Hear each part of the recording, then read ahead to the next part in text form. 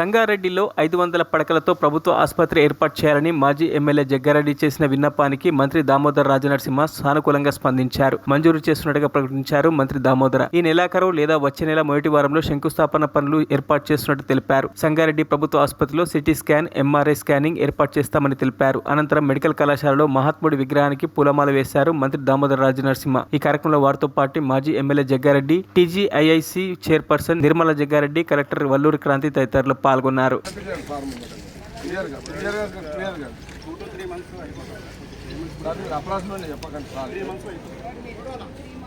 ఎప్పుడు మీరు రావద్దు, మీరు పేమెంట్ చేయము వచ్చి రోడ్డు ఎందుకు రావాలి మీరు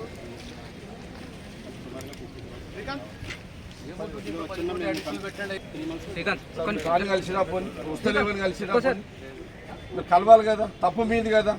ఎట్లా మీరు చేస్తారు సార్? సార్ మంత్రి గారిని కలవాలి కదా, మీరు రెస్పాన్స్ లేదా మీకు? లేదు, మీరు మినిస్టర్ గారిని కలవాలి కదా. ఎవరు డిసిజన్ తీసుకునేది? ఎవరు? మినిస్టర్ గారా? ఎవరు తీసుకుంటారు? కమిషనర్ తీసుకోలేరు కదా డిసిషన్. ఫండ్స్ రిలీజ్ ఎక్కడ జరుగుతాయి మీకు తెలియదా?